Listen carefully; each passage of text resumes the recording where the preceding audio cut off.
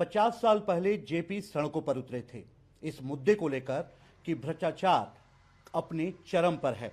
जी हां, 50 साल पहले की चर्चा इसलिए करनी जरूरी है क्योंकि 8 अप्रैल 1974 को जेपी सड़क पर उतरे थे और उनके पीछे इस तरह के स्टूडेंट नारा लगा रहे थे। मैं इस तरह का स्टूडेंट इसलिए कह रहा हूं क्योंकि उस समय अश्वनी चौबे स्टूडेंट के रूप में थे। अश्वनी चौबे हमारे साथ हैं और इनसे चर्चा करते हैं कि 50 साल पहले की बात है और आप लगातार सक्रिय राजनीति में आप एक्टिव होते गए, यहाँ तक कि आप विधायक बने, एमपी बने, मंत्री बने। चूक कहाँ हो गई जेपी के छात्रों से? मुझसे कभी कोई चूक नहीं हुआ है।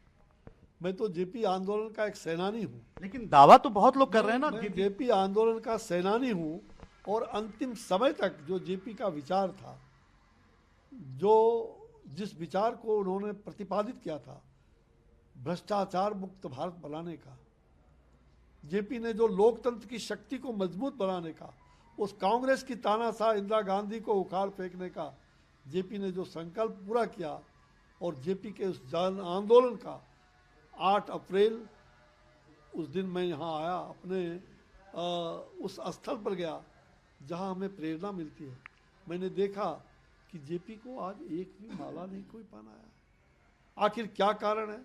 मैं दिल्ली से सीधे आया, पटना एयरपोर्ट से हजारों की संख्या में, पता नहीं अकस्मात लोगों को जानकारी हो गई मेरे बारे में, मैं आ रहा हूँ। पूरे बिहार से हजारों लोग, 2,500-3 हजार लोग अपने अपने ढंग से आए और वहाँ साथ साथ संकल्प लिया। ये बड़ी बात है जी।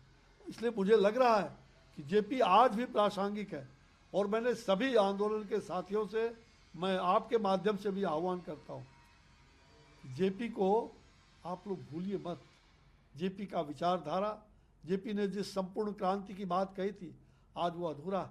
मुझे याद है सत्ता में आज भी बहुत सारे लोग बैठे हैं और जो सत्ता से बाहर भी है। ऐसे सभी लोगों ने जेपी के यहाँ जब शपथ ग्रहण समारोह, जेपी सबको संकल्प लेके सत्याग्रह भेजते थे, हमारे बड़े नेता, पूर्व मुख्यमंत्री, वर्तमान नेता, सब लोग, हम लोग साथ शपथ लिए थे, जातिवाद मिटाएंगे, नया बिहार बनाएंगे, भ्रष्टाचार मिटाएंगे, नया समाज बनाएंगे। लेकिन अब तो वही आधार हो गया ना। अब तो राजनीति का वही आधार हो गया, जातिवाद, भ्रष्टाचार, ये सब तो आधार हो गया। देखिए, मैं व्यक्तिगत रूप से उसको खारिज करता हूं। आपको आश्चर्य लगेगा, मैं उसी जेपी आंदोलन से निकल करके आया था और छात्र संघ का चुनाव पटना विश्वविद्यालय का एक पार्लियामेंट के चुनाव से कम नहीं होता था जी। और उस चुनाव में मुझे विद्यार्थी परिषद की ओर से छात्र संघ का अध्यक्ष का चुनाव लड़ा। पूरी टीम को जिता करके हम लाए थे। मैं किस जाति का था? ब्राह्मण जाति का। और वहां सारे के सारे लोग, यहां तक कि कर्पूरी ठाकुर जी को भी जबरदस्ती कुछ नेताओं ने बाध्य करने के लिए बाध्य किया गया कि आप चलिए और कुछ इनके अगेंस्ट में बोलिए। हथवाए आपको पीजी हॉस्टल में मीटिंग रख दिया था जी। कर्पूर जी ने कहा, मैं उस व्यक्ति के बारे में क्या बोलूंगा। कर्पूर जी ने एक ही वाक्य कहा कि मैं जानता हूं उसके गर्भ सलाखे उसके आज भी बदन में, आज भी किडनी को किस प्रकार से रौंदा गया है। क्योंकि कर्पूरी जी, मैं जब 2 जुलाई 74 फुलवारी शरीफ जेल कांड में आघात होकर पहुंचा था, पीएमसीएच में मौत और जीवन का के साथ 6 महीना संघर्षशील था। कर्पूर जी उसमें वारंटेड थे कई बार और चोरी छुपे आकर के मुझे आके आशीर्वाद दे जाते थे। वैसा वात्सल्य प्रेम मुझे, मैं कर्पूरी जी जैसे लोग जो आज भारत रत्न के रूप में हमारे आदरणीय प्रधानमंत्री जी ने उनको नवाजा है, मैं वही कहता हूं कि आज की राजनीति, उस समय भी मैं छात्र राजनीति में था और सबकी जमानत जब्त करा दिया था जी। सारे उम्मीदवार की जमानत जब्त और पूरे विश्वविद्यालय में हजारों मतों से मैंने पूरी टीम को, केवल अकेले नहीं, पूरा विद्यार्थी परिषद का पूरा टीम जीत के हम ले गए। ये किसका पहचान था? उस समय जेपी आंदोलन से मैं जेल से निकल करके आया था, गर्म सलाखे का दाग छूटा नहीं था। इमरजेंसी से जेल में एक छात्र, मैंने अपनी जवानी इमरजेंसी जेल सेल में बिताया, मुझे याद है। और जब निकला बाहर और चुनाव हुआ तो जनता ने, जिस समय जनता पार्टी बनी थी, आपको मालूम है लाखों वोट से चुनाव जीते थे, एक तूफान खड़ा हुआ था लोग। तो उसका कारण क्या था? जो मूल्यों के लिए लड़ाई लड़ने वाला होगा उसका सब दिन स्वागत होगा, लेकिन जो मूल्य से हट के जाएगा उसे जनता गड्ढे में गिराने का काम करेगी। और इसलिए मैं मूल्यों की राजनीति में विश्वास करता हूँ। अश्विनी चौबे ने अपनी पूरी जिंदगी मूल्यों के आधार पर जी, विधायक बने, एमपी बने, मंत्री बने, इस बार आपको टिकट नहीं मिला, तो आगे क्या करेंगे? भाई मैं यही कह रहा हूँ, ये तो विधाता का देन है। विधाता ने कुछ सोचा होगा, विधि का विधान होता है, प्रभु ने कुछ सोचा होगा। मुझे क्या मालूम कि मैं केदारनाथ में विलीन हो गया था जी। मैं 3-3 पीढ़ी बारी साथ जा रही थी, मेरे आंखों के सामने कितने लोग, हमारे स्वजन, हजारों लोग चले गए 4 दिन तक भूखे प्यासे। और उस केदारनाथ से भी भगवान ने रक्षा किया। और वहां से लाने के लिए उस समय के तत्कालीन मुख्यमंत्री नरेंद्र भाई मोदी जी ने चिंता की हमारी। जी।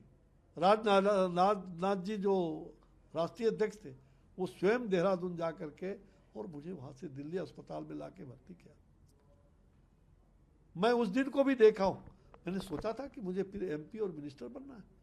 मैं तो अंतिम हाथ पकड़ के 8 लोग परिवार के 20 लोग गए थे, आधे चले गए, हमारे आधे से अधिक 18 लोगों में, और 8 हम बचे थे। 3-3 पीढ़ी बची थी जी। आप कल्पना नहीं कर सकते।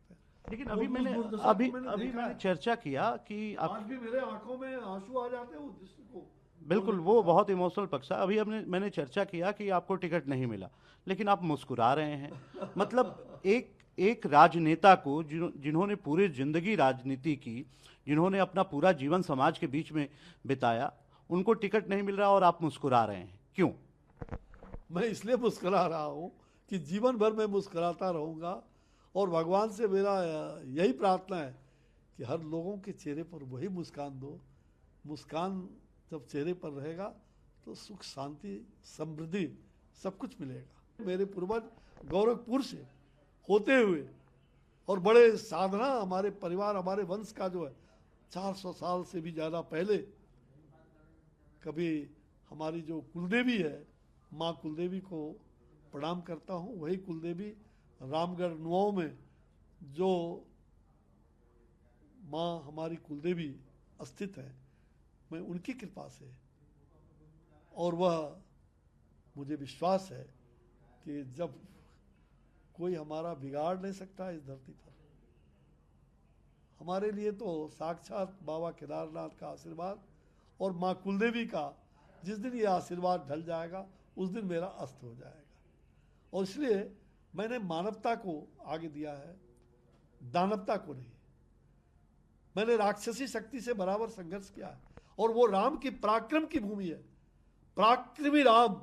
मैंने पराक्रमी राम का पिछले बार सनातन संस्कृति समागम राम राज्य की ओर, दुनिया के 7 देशों से प्रतिनिधि वहां आए थे, सारे साधु संत आए थे। वहां बहुत बड़ा यज्ञ हुआ था, शायद बक्सर के इतिहास में नहीं, बिहार के इतिहास में, शायद भारत के इतिहास में भी उस प्रकार का पहला वो यज्ञ, महायज्ञ हुआ। उस अनुष्ठान में हमने स्वामी रामभद्राचार्य जी महाराज जैसे बड़े बड़े संत, जी.आर. स्वामी जी महाराज, राष्ट्रीय स्वयंसेवक संघ के परम पूज्य सरसंघ चालक मोहन भागवत जी महाराज, ऐसे तमाम लोगों ने जो उस भूमि को, पवित्र भूमि को, सिद्धाश्रम की भूमि को, जो वहाँ हम संकल्पित हुए हैं कि भगवान राम की वहाँ भव्य दिव्य अलौकिक मूर्ति स्थापित हो। कैसी मूर्ति? पराक्रमी राम की, जिससे हजारों हजार साल तक आने वाली पीढ़ी को, युवाओं को यह प्रेरणा जगे कि हमें अपने पराक्रम से प्राप्ति करना है, न कि परिक्रमा करके। परिक्रमा नहीं, हमें पराक्रम चाहिए। और वो धरती सदियों तक पराक्रम का, जो पराक्रमी राम, उसी की मूर्ति वहाँ बनाने का संकल्प, और वो रामायण परिपथ हमने बनाया, जो विकास हमने बक्सर को उस क्षितिज पर पहुँचाने का काम किया हो। और आगे भी जिस क्षितिज पर शायद जो हमारे वहाँ के संत महात्मा हैं उनकी कल्पना रही होगी, रामायण सर्किट से जोड़ा प्रधानमंत्री जी के आशीर्वाद से, और उतना ही नहीं, विकास की किरणें एक मेडिकल कॉलेज, इंजीनियरिंग कॉलेज से लेकर के और एनएच रोड से लेके 3-3 गंगा में पुल, कौन ऐसा सड़क नहीं जो एनएच बन गया। हर प्रकार का विकास और आध्यात्मिक विकास। गंगा के किनारे स्थित राम रेखा घाट आप देख लो जाकर के, कितना बढ़िया बन गया। भगवान रामेश्वर नाथ का, उसको भी पुरस्कृत करने का अभियान मैंने चला दिया है। रामायण परिपथ के साथ साथ वो एक ऐसा श्री राम का वो कॉरिडोर ऐसा बने, ये भी मैंने व्यवस्था, अभी चुनाव आ गया नहीं तो ये बन गया रहा था, वो भी काम शुरू हो गया है। तो मैं उस अधूरे काम को पूरा करूंगा ही, भगवान राम के उस संकल्प को पूरा करूंगा। और बक्सर तो मैं बक्सर के नमक का सारियत कभी उनके कर्ज को नहीं लौटा पाऊंगा। बक्सर ने जो मुझे दिया है, मुझे जो साधना, वो साधना का केंद्र है। मेरा चुनाव का भूमि नहीं, वो साधना का केंद्र है, मेरा आध्यात्मिक केंद्र है। महर्षि विश्वामित्र की तपोभूमि के जैसा ही मेरी तपस्या की भूमि है। और मैं आपको विश्वास दिलाता हूँ, बक्सर में कभी मुझसे नहीं छूट सकता। बक्सर के दिल में बसा हो। मेरी कमियां हो सकती है, लेकिन मेरे काम करने में कभी कोई त्रुटि हमने नहीं रखा। कुछ खोट होगा, कुछ कमी होगी, शायद ईश्वर की ये विधाता का ये विधान होगा कि आज आपने कहा कि आप बेटिकट हो गए, तो मैं बेटिकट कभी यात्रा नहीं किया हूँ। भगवान मेरे जैसे लोग हमें बराबर मिलते रहे, मैं सद्बुद्धि भगवान दें। और एक ही चीज, निर्माणों के पावन युग में हम चरित्र निर्माण न भूले, स्वार्थ साधना की आंधी में वसुधा का कल्याण न भूले। हमें तो वसुधा चाहिए, माँ भारती चाहिए। और विकसित भारत का संकल्प लेकर के जो मोदी जी आगे बढ़े हैं, उस काम को मुझे आगे बढ़ाना है। लोकतंत्र की शक्ति को मजबूत बनाना है। ईटीवी भारत से बात करने के लिए बहुत बहुत जेपी के शुक्रिया। सपने को साकार करना। हमारे साथ अश्वनी कुमार चौबे हैं, केंद्रीय राज्य मंत्री हैं। और आपको बता दें कि भले इनको बक्सर से टिकट नहीं मिला, लेकिन इन्होंने बताया कि बक्सर इनसे छूट नहीं सकता है। और जो अधूरे काम इन्होंने जो शुरू किए थे, उसे वो वहाँ के एमपी रहें या न रहें, ये पूरा करेंगे।